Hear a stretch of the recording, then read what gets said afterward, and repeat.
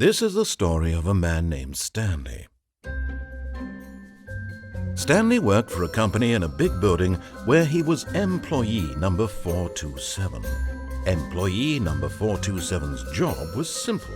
He sat at his desk in room 427 and he pushed buttons on a keyboard. Orders came to him through a monitor on his desk, telling him what buttons to push, how long to push them, and in what order. This is what employee 427 every day of every month of every year. And although others might have considered it soul-rending, Stanley relished every moment that the orders came in, as though he had been made exactly for this job. And Stanley was happy. And then one day, something very peculiar happened. Something that would forever change Stanley.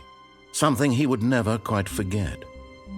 He had been at his desk for nearly an hour when he realized that not one single order had arrived on the monitor for him to follow. No one had showed up to give him instructions, call a meeting, or even say hi.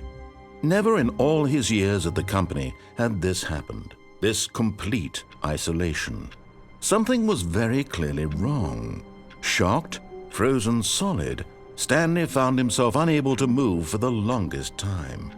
But as he came to his wits and regained his senses, he got up from his desk and stepped out of his office.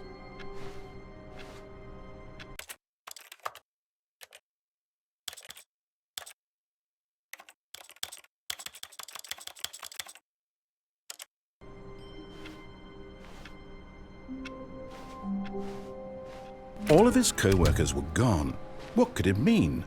Stanley decided to go to the meeting room. Perhaps he had simply missed a memo.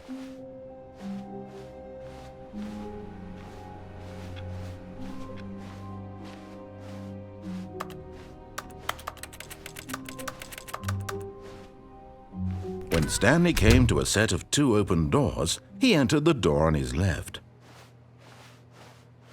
This was not the correct way to the meeting room, and Stanley knew it perfectly well. Perhaps he wanted to stop by the employee lounge first, just to admire it. Ah, yes, truly a room worth admiring. But eager to get back to business, Stanley took the first open door on his left. Stanley was so bad at following directions, it's incredible he wasn't fired years ago.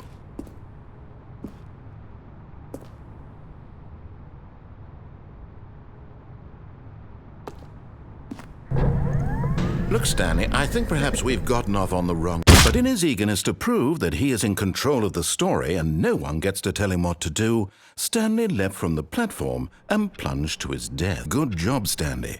Everyone thinks you are very powerful.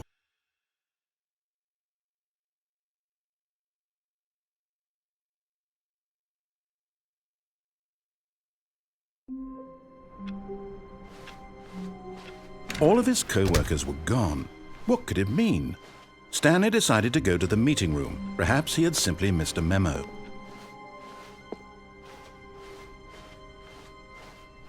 When Stanley came to a set of 2 open doors, this was not the correct way to the meeting room, and Stanley knew it perfectly well.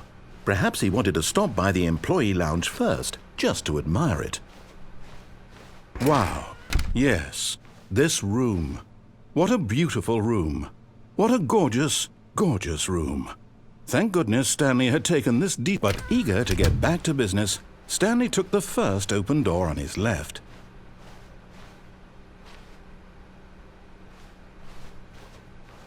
Stanley was so bad at following directions, it's incredible he wasn't fired years ago. Look, Stanley, I think perhaps we've gotten off on the wrong foot here. I'm not your enemy, really, I'm not. I realize that investing your trust in someone else can be difficult, but the fact is that the story has been about nothing but you all this time. What? Really? I was in the middle of something. Do you have zero consideration for others? Are you that convinced that I want something bad to happen to you? Why, I don't know how to convince you of this, but I really do want to help you, to show you something beautiful. Look, let me prove it. Let me prove that I'm on your side. Give me a chance.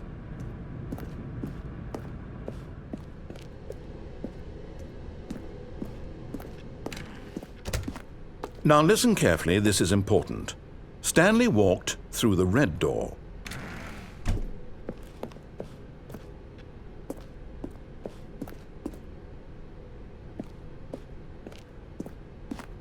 Aha, perhaps you misunderstood. Stanley walked through the red door. I still don't think we're communicating properly. Stanley walked through the red door. All right, fine, go ahead, Stanley. You want to know so badly what's out there? You want to find out what lies at the end of this road you've chosen? Well, don't let me stop you. You see? There's nothing here. I haven't even finished building this section of the map, because you were never supposed to be here in the first place. Broken rooms, exposed developer textures. Is this what you had wanted? Was it worth ruining the entire story I had written out specifically for you? Do you not think I put a lot of time into that? Because I did. And in the end, it was all for nothing, because this is what you wanted to see.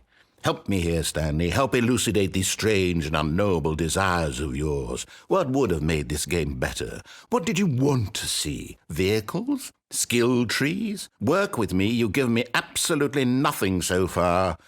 Tell you what, let me take a stab in the dark at a new design, and you can give me some feedback. There we go. A third option. This already feels leaps ahead of where we were before. Go ahead, Stanley. Take it for a spin.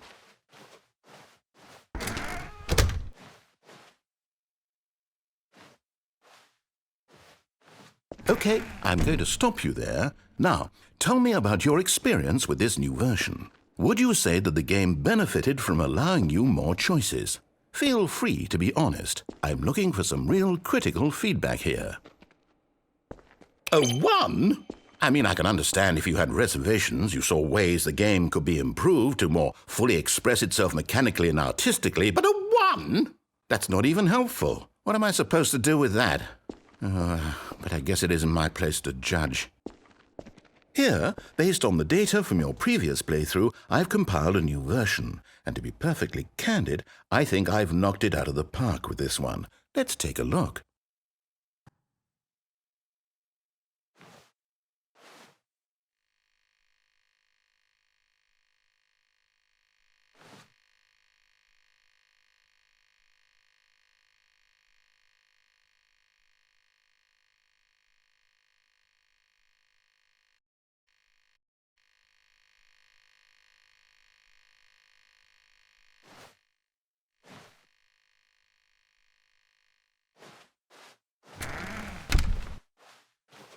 Now, would you say that competitive leaderboard helped you feel motivated to keep walking through doors? Again, honest answers, please. Hey, I nearly forgot. I've got a prototype of a new game I've been working on, and now would be a lovely opportunity to give it some playtesting. You wouldn't mind taking a look at it, would you? Perfect. Let me boot it up. In this game, the baby crawls left towards danger. You click the button to move him back to the right, and if he reaches the fire, you fail. It's a very meaningful game, all about the desperation and tedium of endlessly confronting the demands of family life. I think the art world will really take notice. But of course, the message of the game only becomes clear once you've been playing it for about 4 hours. So why don't you give it 4 hours of play to make sure it's effective? Be sure to keep notes on your experience.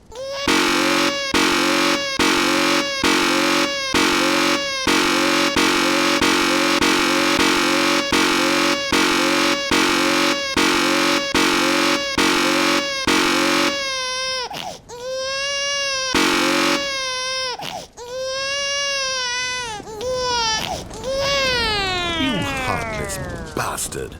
Did you do it because you hate babies or purely to spite me? Because if it's the latter, well, I don't know what to do. I'm completely out of ideas. I can't think of a single thing that might improve the experience for me. I'm not even going to try. I'm out. I'm done. It's over. Thank you for playing. Your input was extremely valuable. Oh, hey, since my game was so awful, why don't we play someone else's game, just to ease the pain? Let's see. What do we have here? Yes, this seems like it'll work. Let's give it a shot.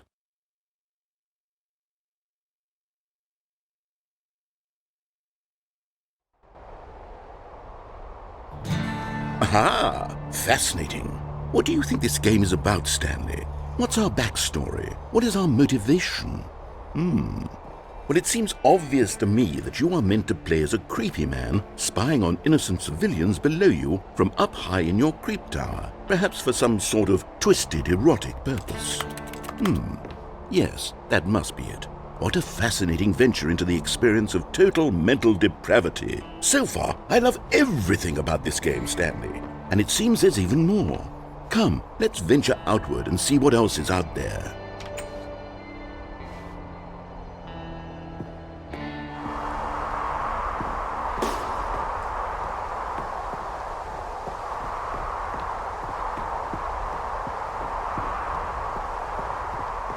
Oh no. No, it can't be. It is. It's an open world game. Good God, quickly block it off. Oh, thank goodness, Stanley. What a close call. You nearly wandered off into that thing. That big, open, just wandering around. No right or wrong directions. No path to follow. You can just go in any... Oh, thank heavens we avoided it. We're out of the woods now, Stanley. Okay, I'm going to get us out of here. Let's find another game. Preferably something with walls. Something with nice, big, insurmountable walls. Okay, I think this will be just the thing.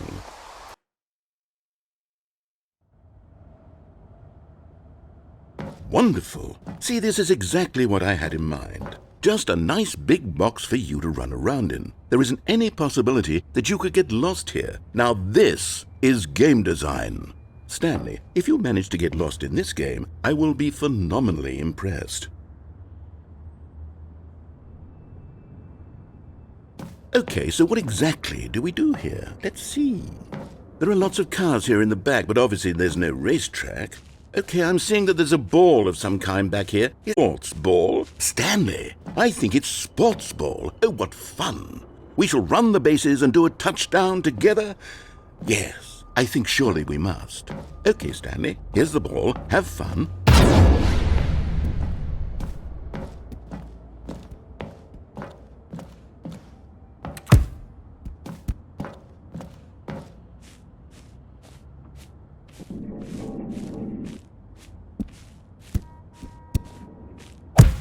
Are you doing it? Are you winning? Is this fun? Is it better than my miserable little story that I worked so hard on?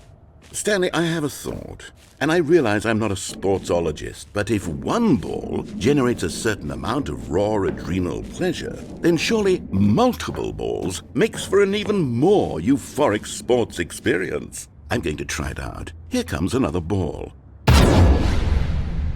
Yes! Oh goodness, that really does feel amazing, doesn't it?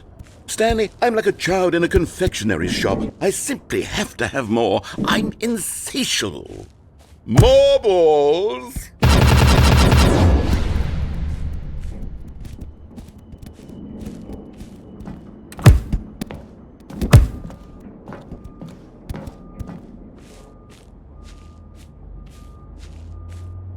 Are you enjoying this, Stanley?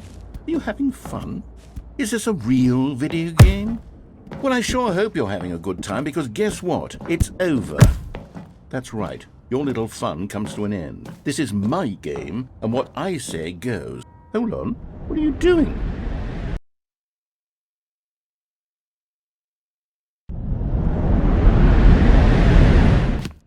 Stanley, don't do that. I can't follow you there. I can't help you. How will you write a story without me? You can't do it. You know that. Stanley, come back.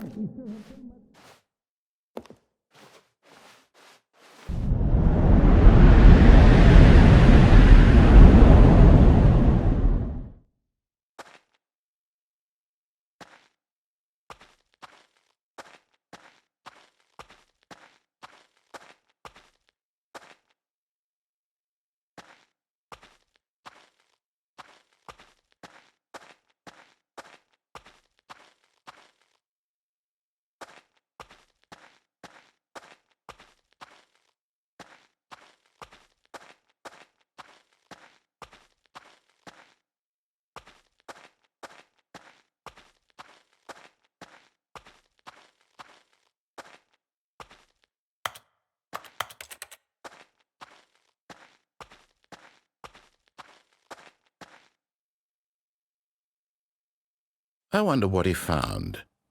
If what he wanted was to be the leading man in his own story, well, perhaps he's gotten it, down in wherever he is right now. I wonder if he's happy with his choice, and if he's learned the heavy cost that comes with it. He'll understand soon what I was trying to tell him. He needs me.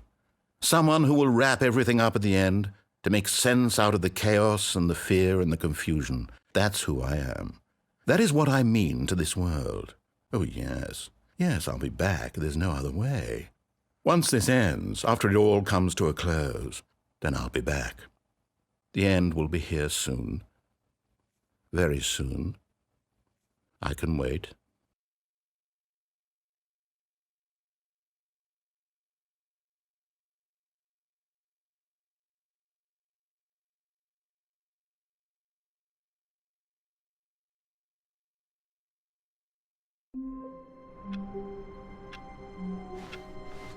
All of his co-workers were gone. What could it mean? Stanley decided to go to the meeting room. Perhaps he had simply missed a memo. Oh, please. Are you really just doing this for the achievement? Click a door 5 times. Is that all that you think an achievement is worth? No. I can't just give these merits away for such little effort. A measly 5 clicks. Now suppose you were to click the door 20 times. I would say that's the kind of effort that warrants recognition.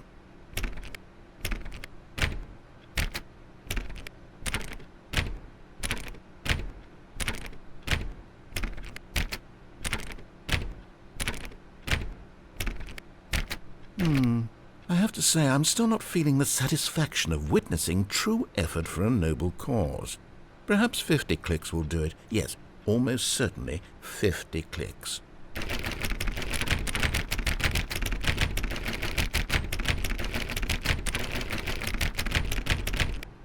No, I'm still not feeling it.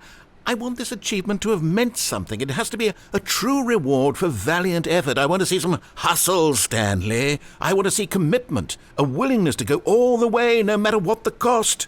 Why don't you go put 20 clicks into door number 417?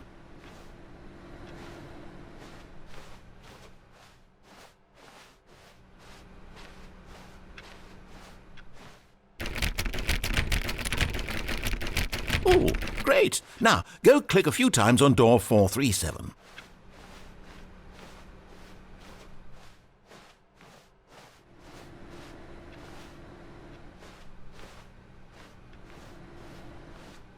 Excellent. I think we're getting somewhere. Now, door 415. Let's give it 10 clicks or so.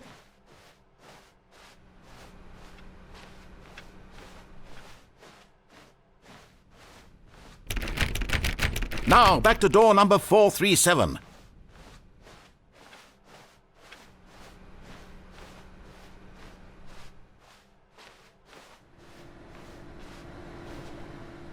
Let's see. How about you click on, well, I don't know, the copy machine? All right, back to room 417. I'm really feeling it now. I think we're getting somewhere. Okay, now go climb on employee 419's desk. Yes, this is great. You're putting it all on the line, Stanley. I like that. All right, let's keep it up. Go give me a few clicks on door 416.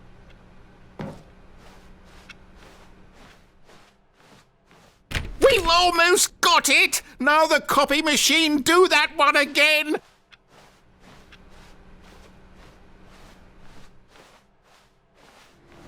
Finish it off, Stanley. 5 clicks on door 430. Yes! We did it! Oh, wow. That felt amazing. Oh, you really earned it, Stanley. Nothing could hold you back. Yes, I'm very proud of how far we've come today. Just think, only a few minutes ago you believed an achievement was worth 5 little clicks. Really now, what were you thinking?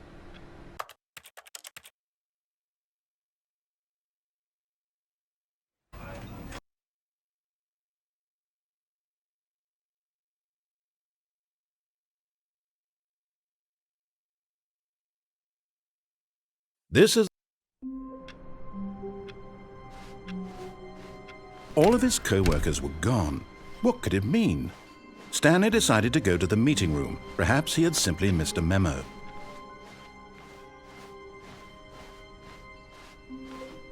When Stanley came to a set of 2 open doors, this was not the correct way to the meeting room, and Stanley knew it perfectly well.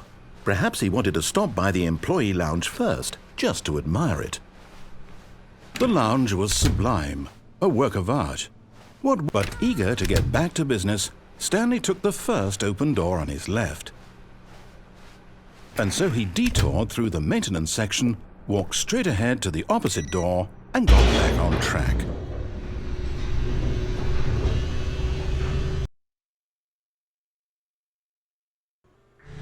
But Stanley didn't want to go back to the office. He wanted to wander about and get even further off track. So now in order to get back, he needed to go, from here it's, left. Oh, no, it's to the right, my mistake. No, not the right. Why would I have ever said it was to the right? What was I thinking? It's clearly... Oh dear, would you hold on for a minute, please? Now, let's see. We went down right, left, down, left, right. Yep, okay, yes. I've got it now. This story is absolutely, definitely this way.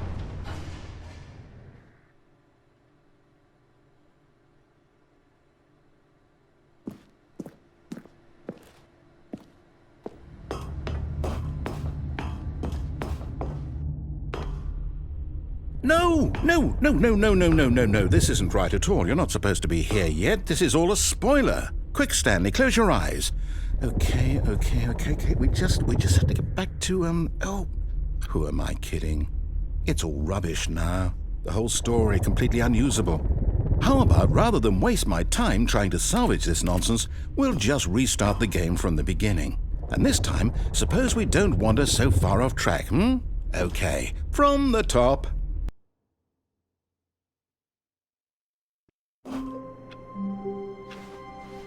All of his co-workers were gone. What could it mean? Stanley decided to go to the meeting room. Perhaps he had simply missed a memo.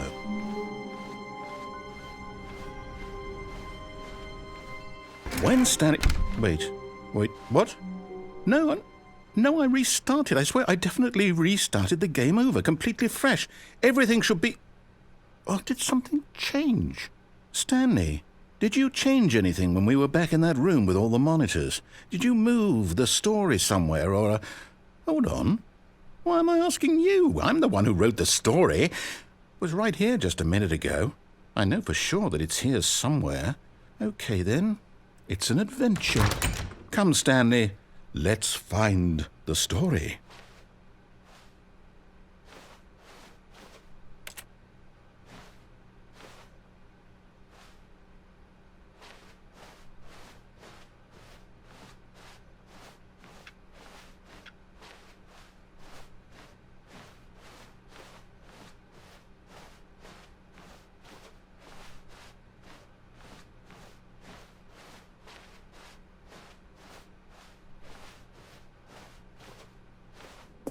I'll say it.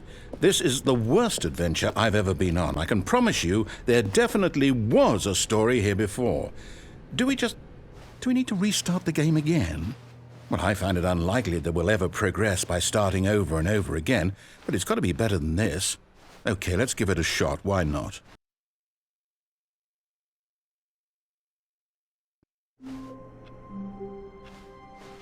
All of his co-workers were gone. What could it mean? Stanley decided to go to the meeting room. Perhaps he had simply missed a memo.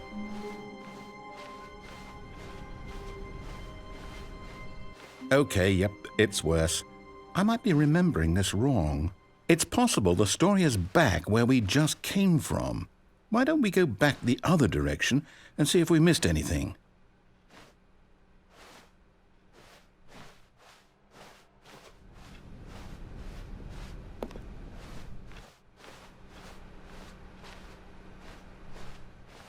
Aha! I knew we'd missed something. The story. Here it comes. No, wait, not the story. Okay, let's head back the other way and retrace our steps.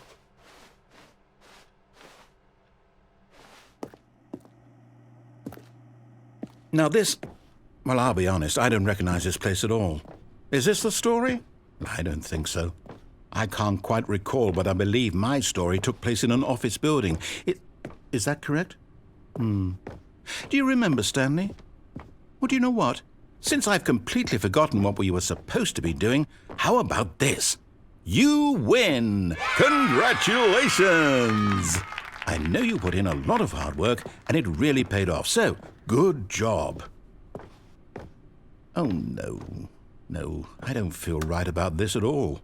We both know you didn't put in any actual work for that win. Some people win fair and square, and this was not one of those situations. Okay, I'm getting weirded out by whatever this place is. I don't care what might happen this time. I have to restart.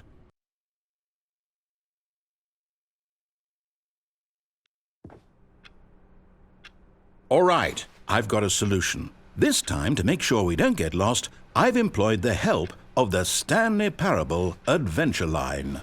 Just follow the line. How simple is that?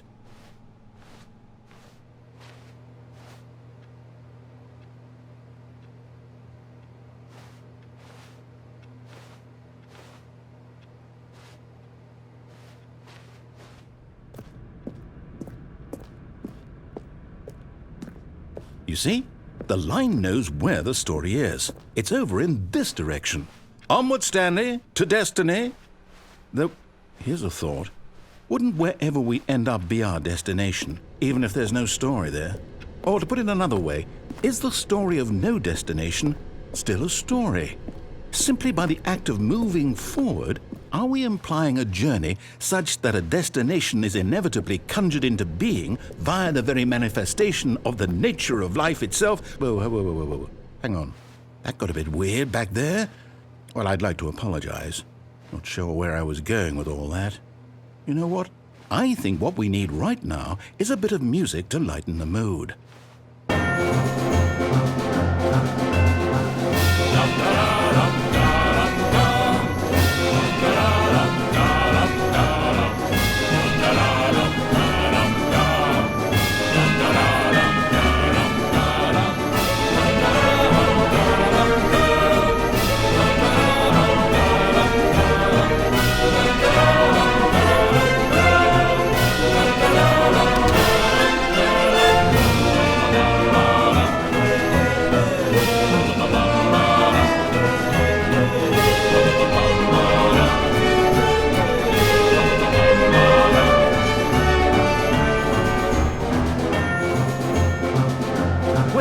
Cut the music, go back and look at that fern. Stanley, this fern will be very important later in the story. Make sure you study it closely and remember it carefully. You won't want to miss anything.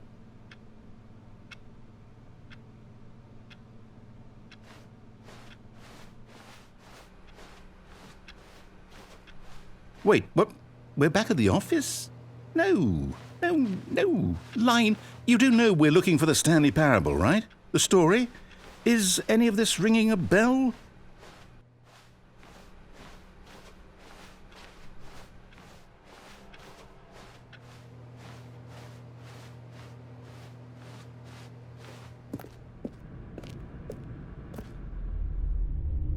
Oh, no, not again, Line. How could you have done this to us? And after we trusted you, after everything we've been through, you... Oh, I can't take this anymore. To hell with it. Restart.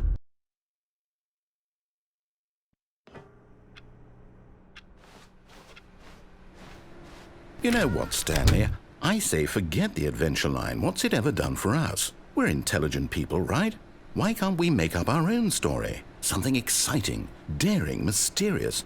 Ooh, this all sounds perfectly doable. Why don't we simply start wandering in, well, I don't know. How about this direction?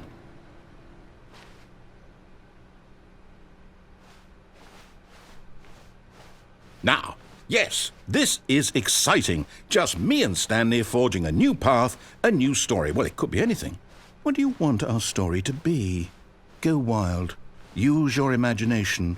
Whatever it might be, Stanley, I'm ready for it. Oh, no, not you again. Stanley, I'd also like to veto the line from having any role in our awesome new story. No lines or monitor rooms. Just don't acknowledge it, and we should be fine.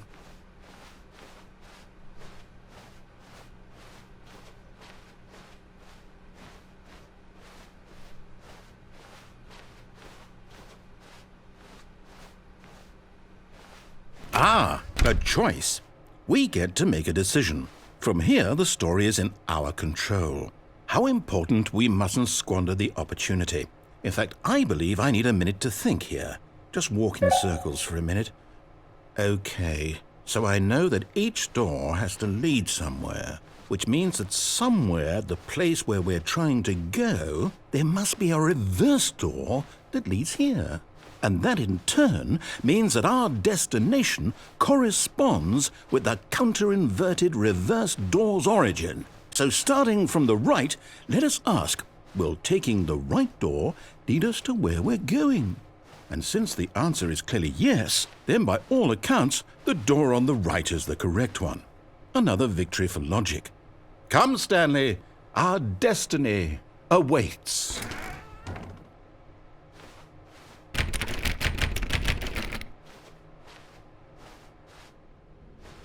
Oh, hold up, what's this? The confusion ending. You're telling me that's what this is? It's all one giant ending? And we're supposed to restart the game, what, eight times? That's really how all this goes? It's all determined? So now, according to the schedule, I restart again. Then what? Am I just supposed to forget?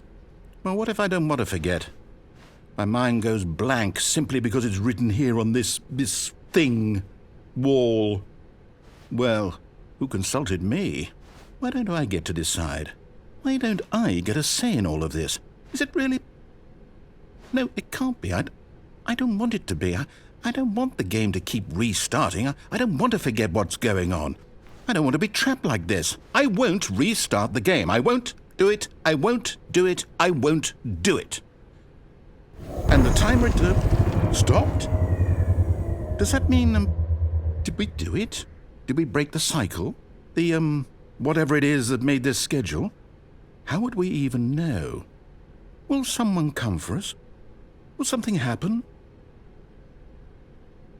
So, okay. I guess now we just wait, you know. I suppose in some way that this is a kind of story, wouldn't you agree? I'm not quite sure if we're in the destination or the journey, though they're always saying that life is about the journey and not the destination, so I hope that's where we are right now. We'll find out, won't we? Eventually. Well, in the meantime, if you...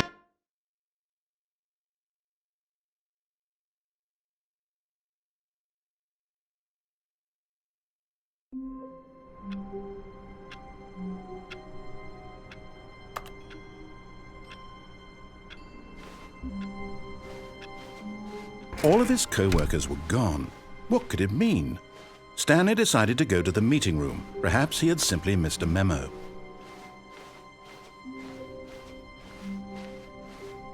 When Stanley came to a set of 2 open doors, this was not the correct way to the meeting room, and Stanley knew it perfectly well. Perhaps he wanted to stop by the employee lounge first, just to admire it.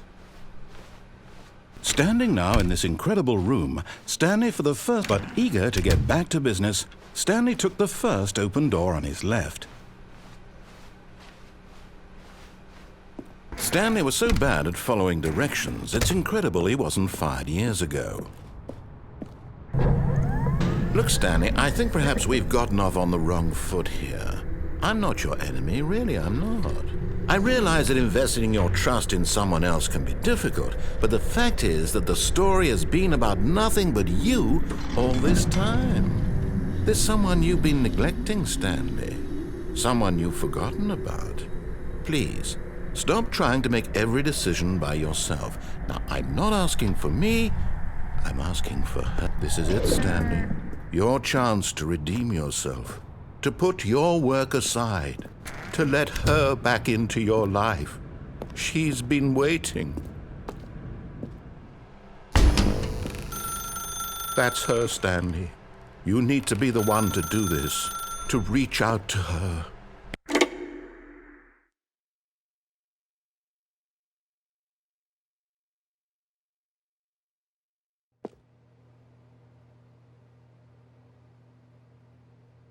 Oh, Stanley, is that you?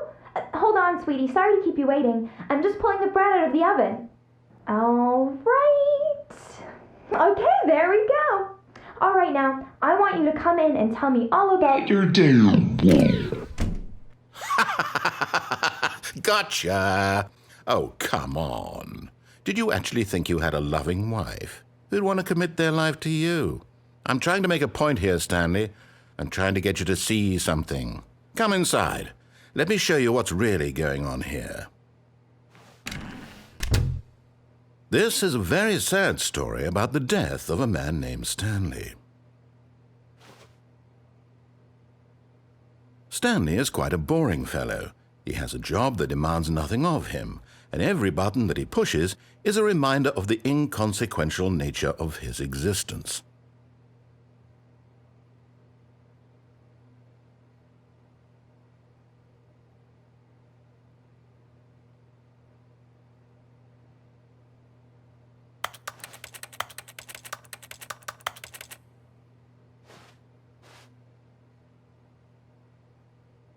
Look at him there, pushing buttons, doing exactly what he's told to do.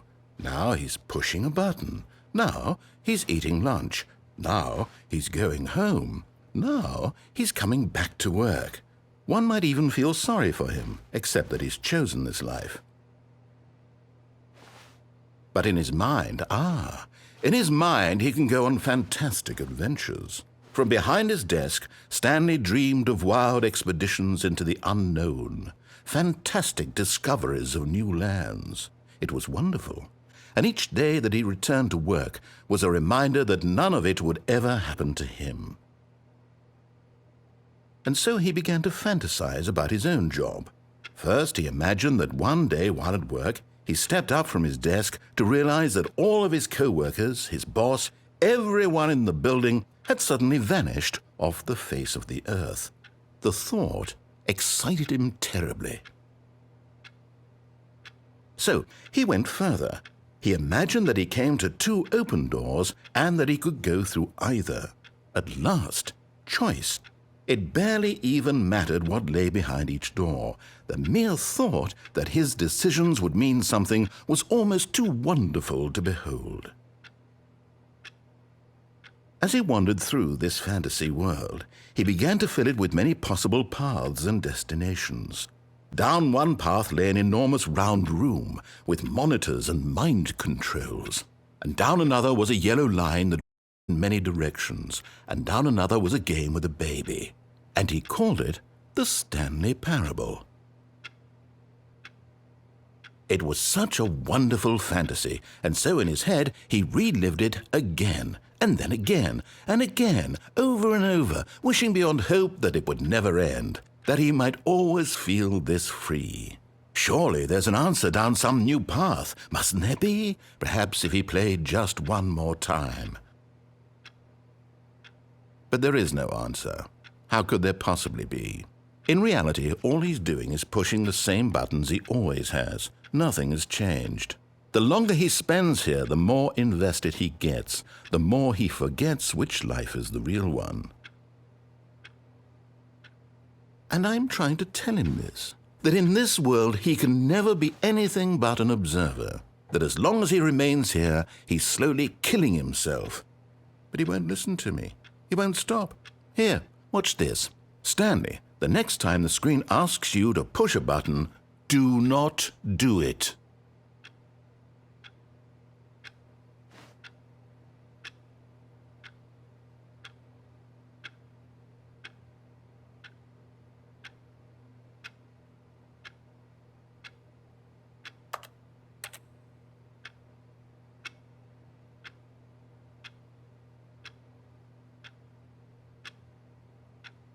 You see?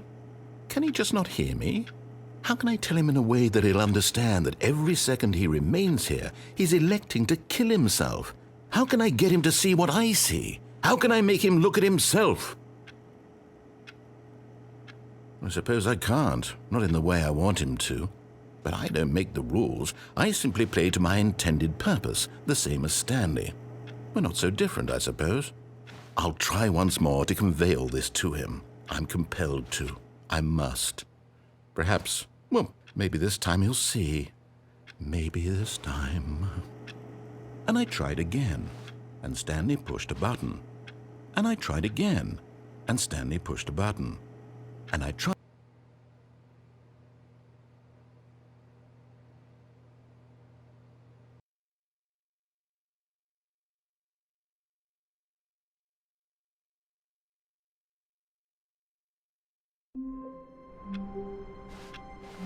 Someone was following Stanley. He was sure of it. If he checked over his shoulder now, he would surely catch them. It was only a matter of time.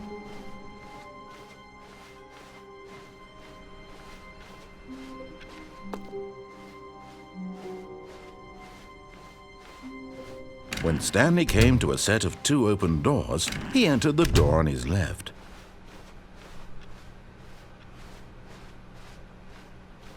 Yet there was not a single person here either. Feeling a wave of disbelief, Stanley decided to go up to his boss's office, hoping he might find an answer there.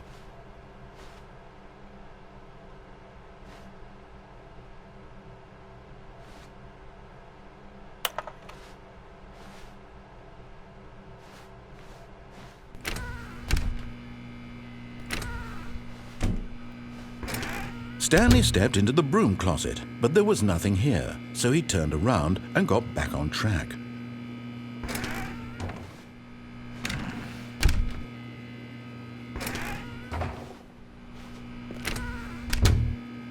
There was nothing here, no choice to make, no path to follow, just an empty broom closet. No reason to still be here.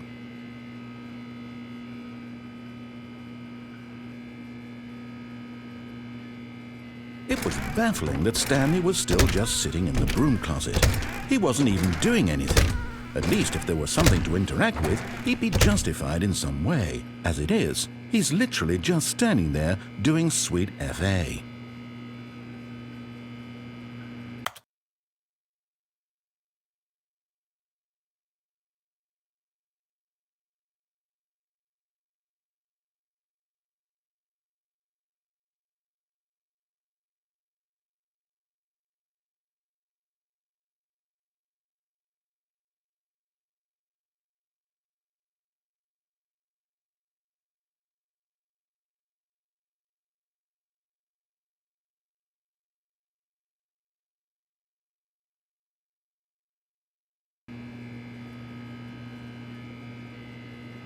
Are you really still in the broom closet? Standing around doing nothing? Why? Please offer me some explanation here. I'm genuinely confused.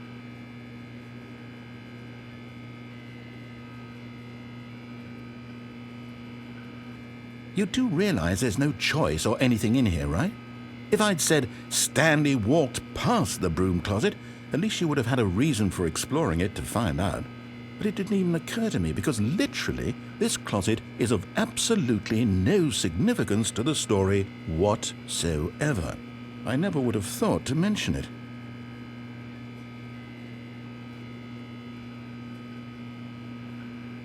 Maybe to you this is somehow its own branching path.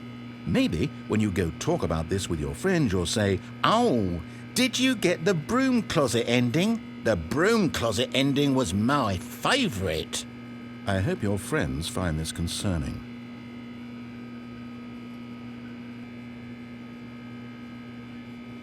Stanley was fat and ugly and really stupid. He probably only got the job because of a family connection. That's how stupid he is. That or with drug money. Also, Stanley is addicted to drugs and hookers.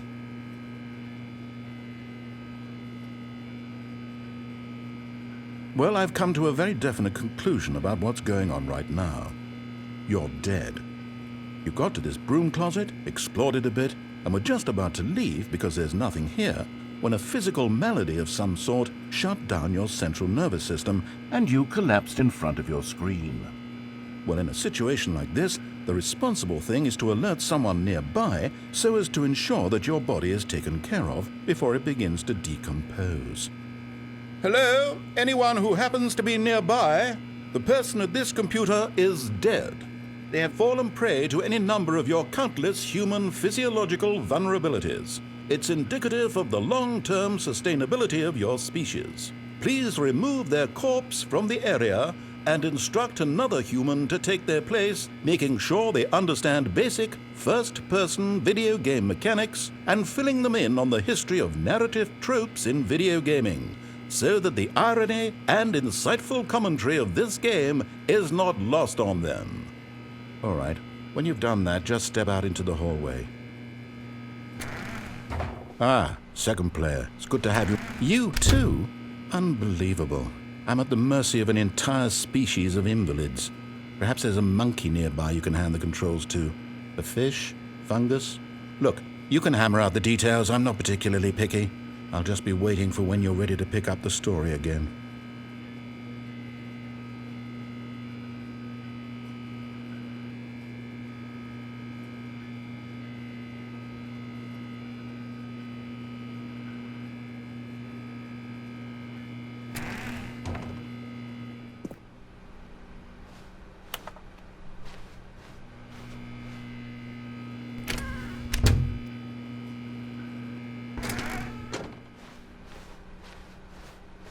Coming to a staircase, Stanley walked upstairs to his boss's office.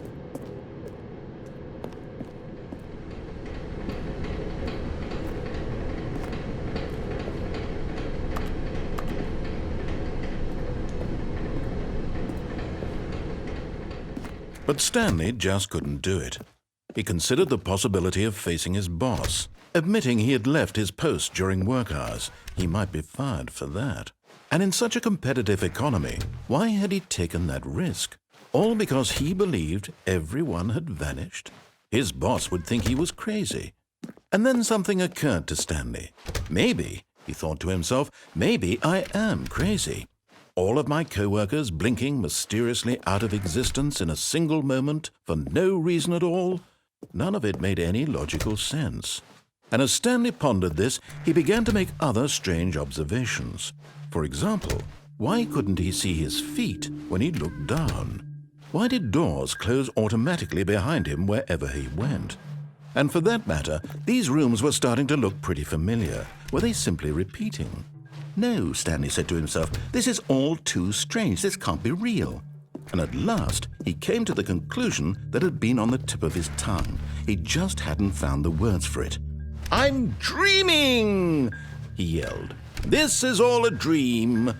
Oh, what a relief Stanley felt to have finally found an answer, an explanation. His co-workers weren't actually gone. He wasn't going to lose his job. He wasn't crazy after all. And he thought to himself, I suppose I'll wake up soon. I'll have to go back to my boring real-life job pushing buttons. I may as well enjoy this while I'm still lucid. So, he imagined himself flying and began to gently float above the ground. Then he imagined himself soaring through space on a magical starfield, and it too appeared. It was so much fun, and Stanley marveled that he had still not woken up. How was he remaining so lucid? And then perhaps the strangest question of them all entered Stanley's head. One he was amazed he hadn't asked himself sooner. Why is there a voice in my head dictating everything that I'm doing and thinking? Now the voice was describing itself being considered by Stanley, who found it particularly strange. I'm dreaming about a voice describing me, thinking about how it's describing my thoughts, he thought. And while he thought it all very odd and wondered if this voice spoke to all people in their dreams, the truth was that, of course, this was not a dream. How could it be? Was Stanley simply deceiving himself, believing that if he's asleep, he doesn't have to take responsibility for himself?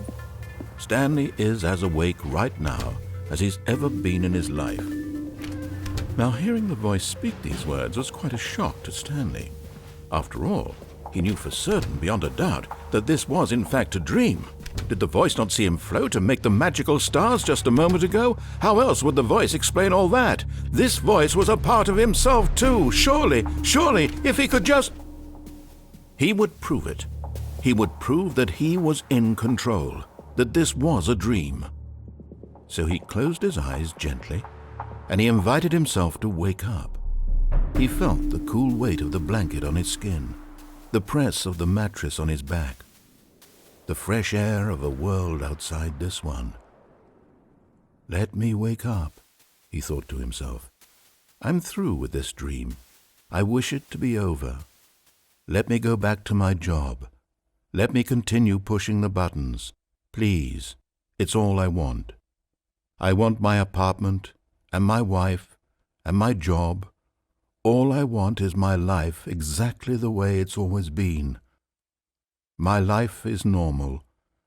I am normal. Everything will be fine.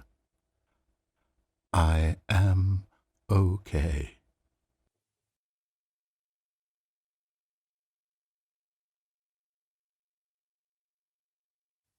Stanley began screaming. Please, someone, wake me up. My name is Stanley. I have a boss. I have an office. I am real. Please, just someone tell me I am real. I must be real. I must be. Can anyone hear my voice? Who am I? Who am I? And everything went black.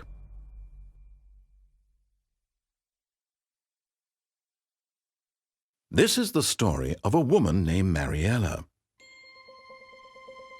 Mariella woke up on a day like any other. She arose, got dressed, gathered her belongings, and walked to her place of work. But on this particular day, her walk was interrupted by the body of a man who had stumbled through town talking and screaming to himself, and then collapsed dead on the sidewalk. And although she would soon turn to go call for an ambulance, for just a few brief moments she considered the strange man. He was obviously crazy, this much she knew. Everyone knows what crazy people look like. And in that moment, she thought to herself how lucky she was to be normal. I am sane. I am in control of my mind. I know what is real and what isn't. It was comforting to think this, and in a certain way, seeing this man made her feel better. But then she remembered the meeting she had scheduled for that day. The very important people whose impressions of her would affect her career, and by extension, the rest of her life. She had no time for this, so it was only a moment that she stood there, staring down at the body. And then she turned and ran.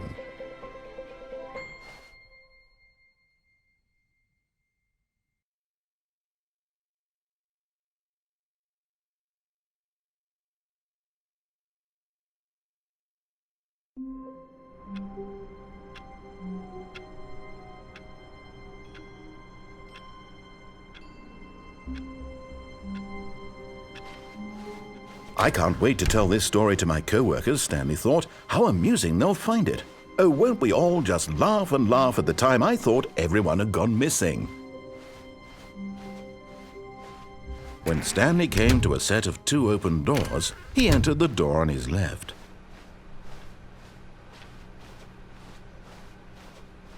Yet there was not a single person here either. Feeling a wave of disbelief, Stanley decided to go up to his boss. Oh no, not again. I won't be part of this. I'm not going to encourage you. I'm not going to say anything at all. I'm just going to be patient and wait for you to finish whatever it is you enjoy doing so much in this room. Please take your time.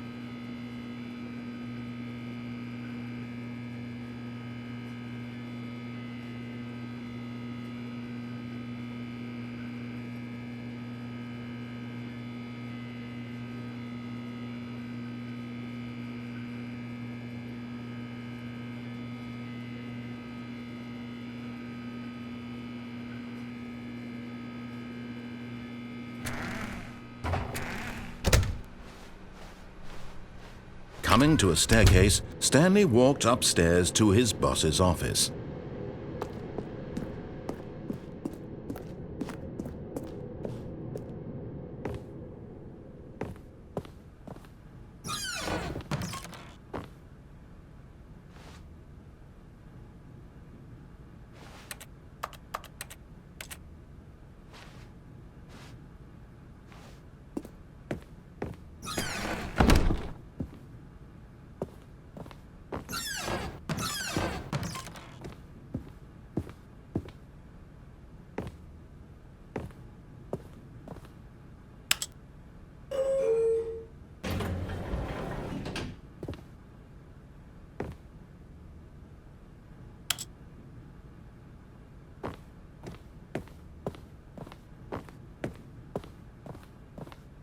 Stepping into his manager's office, Stanley was once again stunned to discover not an indication of any human life.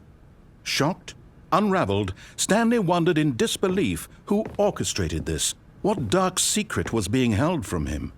What he could not have known was that the keypad behind the boss's desk guarded the terrible truth that his boss had been keeping from him, and so the boss had assigned it an extra secret PIN number, 2845. But of course, Stanley couldn't possibly have known this. Yet incredibly, by simply pushing random buttons on the keypad, Stanley happened to input the correct code by sheer luck. Amazing. He stepped into the newly opened passageway.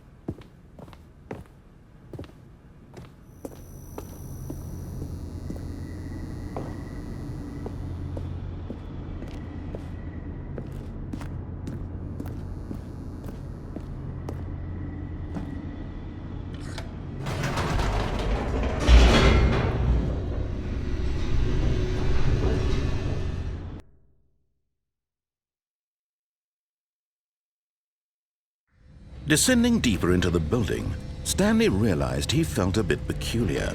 It was a stirring of emotion in his chest, as though he felt more free to think for himself, to question the nature of his job. Why did he feel this now, when for years it had never occurred to him? This question would not go unanswered for long. Whoops, nope, never mind. Stanley actually got back into the elevator and went back up. Silly me. Why did Stanley do that when he knew that it would just lead back to his boss's office? Well, that's a great question. I just can't wait to find out.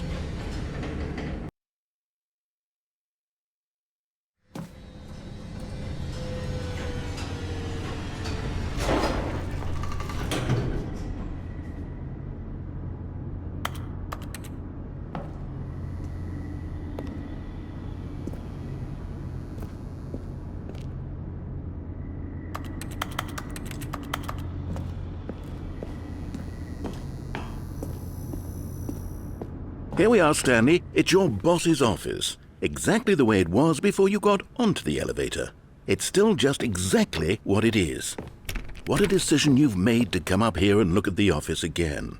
This has fleshed out the plot of the story in new and fascinating ways I could have never anticipated. It's that keen eye for storytelling that you have, an incisive rapid fire of critical plot points, one after the other, weaving a rich tapestry of uncompromising narrative. Wow! I'm bolted to the edge of my seat. Incredible. Now he's getting back into the elevator and going down again. Ladies and gentlemen, how does he keep coming up with all of this?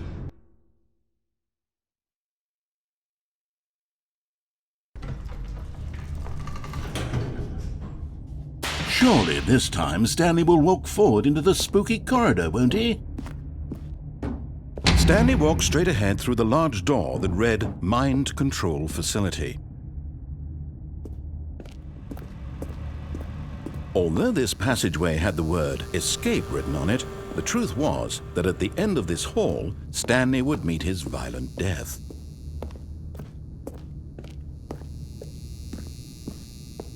The door behind him was not shut. Stanley still had every opportunity to turn around and get back on track.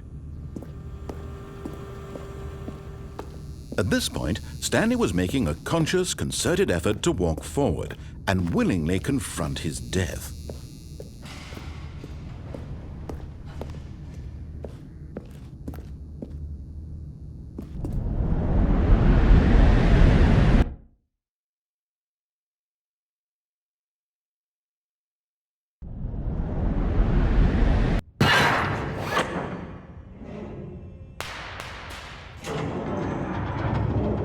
As the machine whirred into motion and Stanley was inched closer and closer to his demise, he reflected that his life had been of no consequence whatsoever. Stanley can't see the bigger picture. He doesn't know the real story, trapped forever in his narrow vision of what this world is. Perhaps his death was of no great loss, like plucking the eyeballs from a blind man. And so he resigned and willingly accepted this violent end to his brief and shallow life. Farewell, Stanley.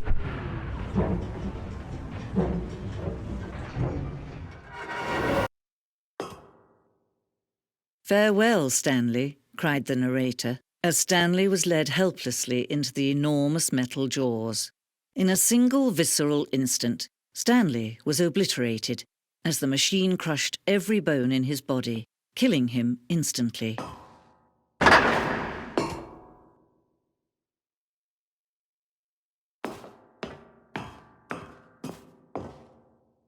And yet it would be just a few minutes before Stanley would restart the game, back in his office, as alive as ever. What exactly did the narrator think he was going to accomplish? When every path you can walk has been created for you long in advance, death becomes meaningless, making life the same. Do you see now? Do you see that Stanley was already dead from the moment he hit start?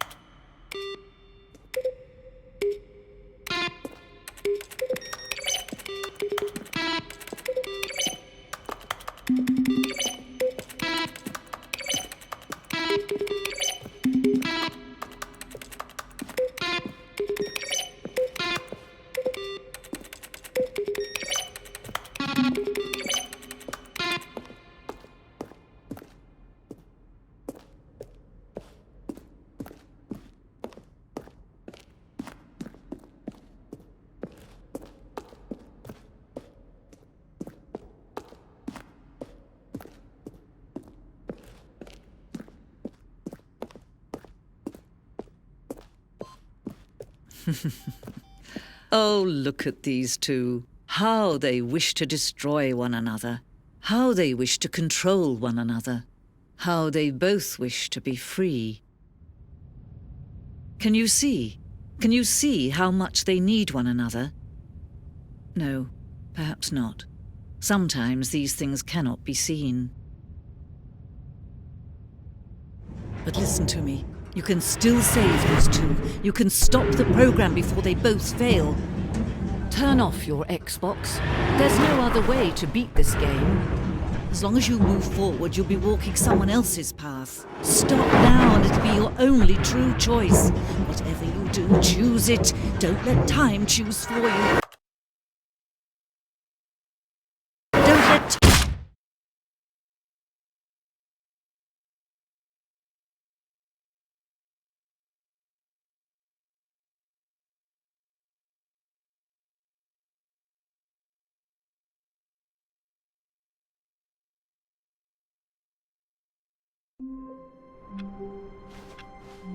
All of his co-workers were... Wait, no. This isn't the right office, is it? Is this Stanley's office?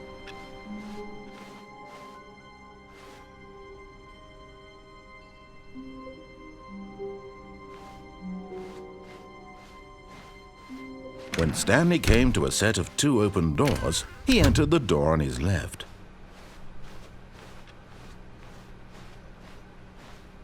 Yet there was not a single person here either. Feeling a wave of disbelief, Stanley decided to go up to his boss's office, hoping he might find an answer there.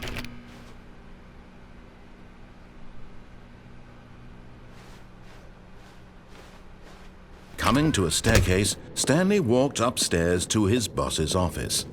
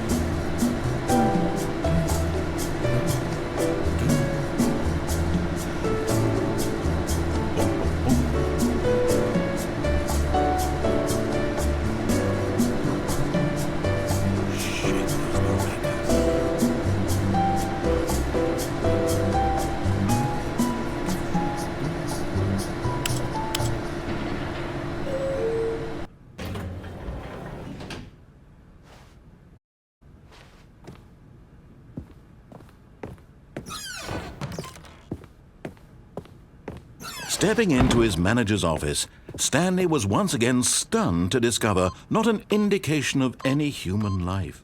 Stanley was in such a rush to get through the story as quickly as possible, he didn't even have a single minute to just let the narrator talk. That kind of anxiety isn't healthy, so he relaxed for a few moments with some calming New Age music.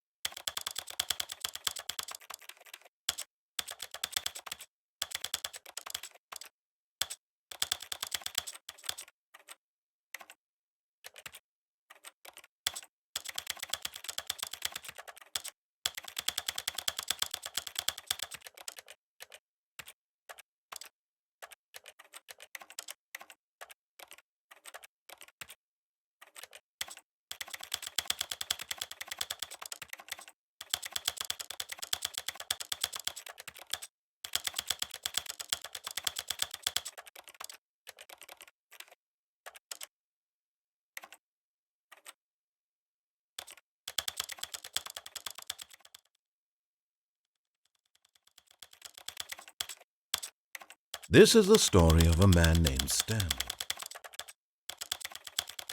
This is the story of a man named Stanley. This is the story of a man named Stanley.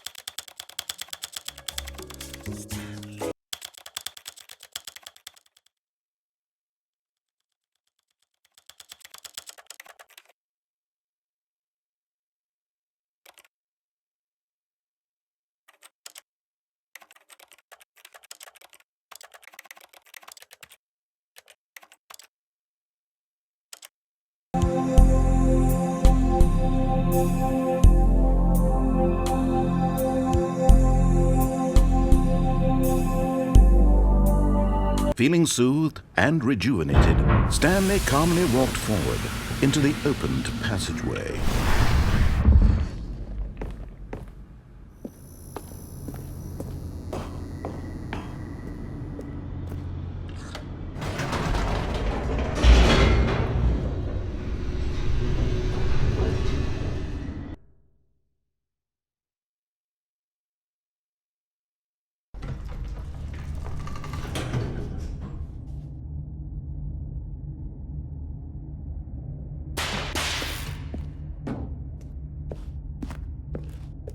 Stanley walked straight ahead through the large door that read,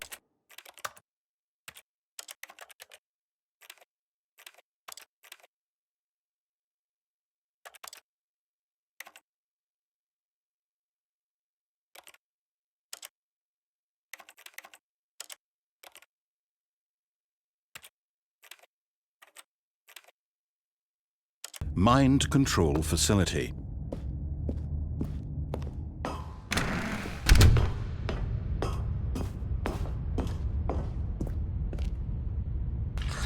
The lights rose on an enormous room packed with television screens. What horrible secret did this place hold? Stanley thought to himself. Did he have the strength to find out?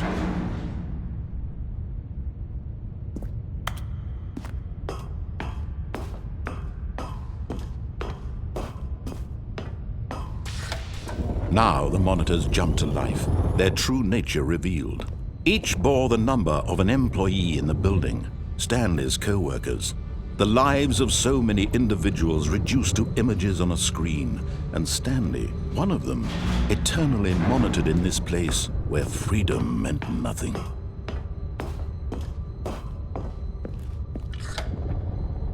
This mind control facility, it was too horrible to believe. It couldn't be true. Had Stanley really been under someone's control all this time?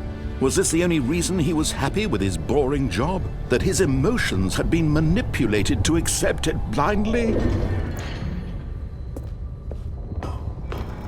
No, he refused to believe it. He couldn't accept it. His own life in someone else's control? Never! It was unthinkable, wasn't it? Was it even possible? Had he truly spent his entire life utterly blind to the world?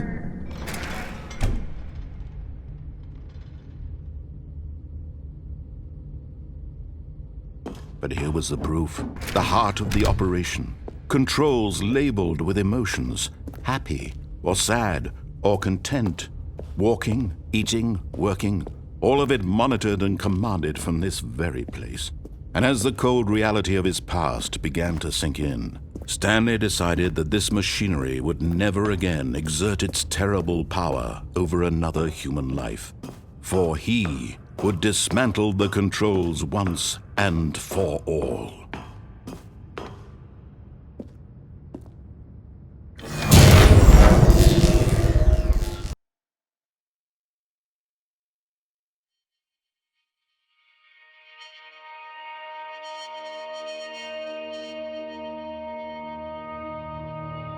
Blackness and a rising chill of uncertainty. Was it over? Yes! He had won! He had defeated the machine, unshackled himself from someone else's command. Freedom was mere moments away. And yet, even as the immense door slowly opened, Stanley reflected on how many puzzles still lay unsolved. Where had his co-workers gone? How had he been freed from the machine's grasp? What other mysteries did this strange building hold? But as sunlight streamed into the chamber, he realized none of this mattered to him, for it was not knowledge or even power that he had been seeking, but happiness. Perhaps his goal had not been to understand, but to let go. No longer would anyone tell him where to go, what to do, or how to feel. Whatever life he lives, it will be his. And that was all he needed to know. It was perhaps the only thing worth knowing. Stanley stepped through the open door. Stanley felt the cool breeze upon his skin, the feeling of liberation, the immense possibility of the new path before him. This was exactly the way, right now, that things were meant to happen. And Stanley was happy.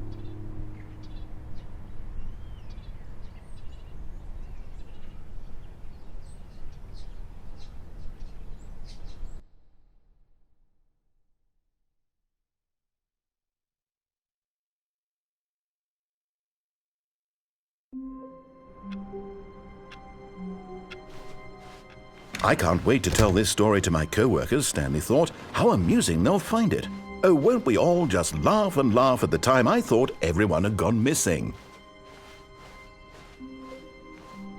When Stanley came to a set of 2 open doors, he entered the door on his left.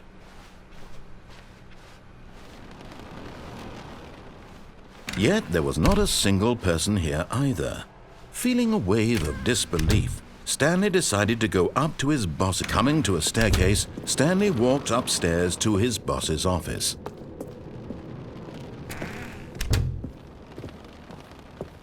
Okay, I think we all know the drill by now. Blah, blah, blah. Dark secrets, the keypad. Stanley pushes some buttons. Oh, hey, look, it's a new passageway.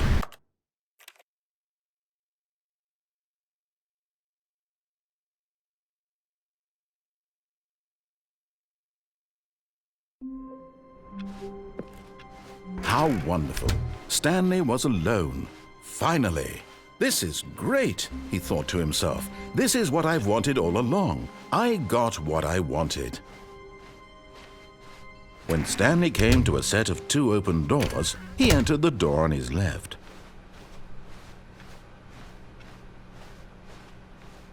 Yet there was not a single person here either.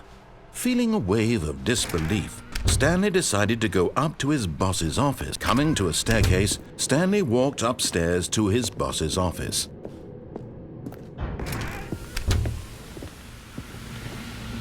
Here's the door, just go.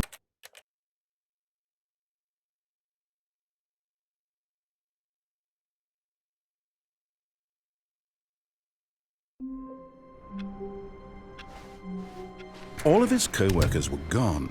What could it mean? Stanley decided to go to the meeting room. Perhaps he had simply missed a memo.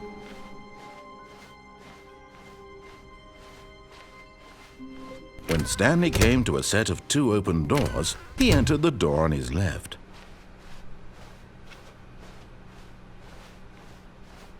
Yet there was not a single person here either. Feeling a wave of disbelief, Stanley decided to go up to his boss's office.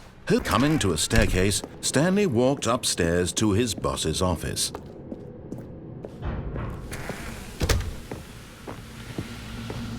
Here's the door, just go.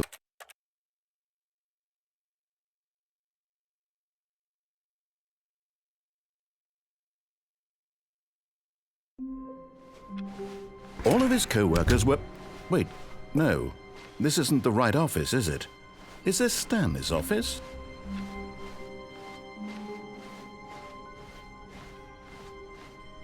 When Stanley came to a set of 2 open doors, he entered the door on his left.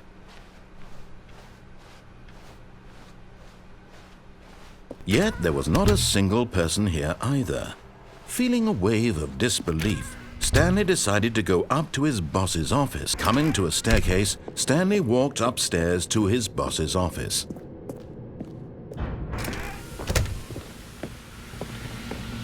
Here's the door, just go.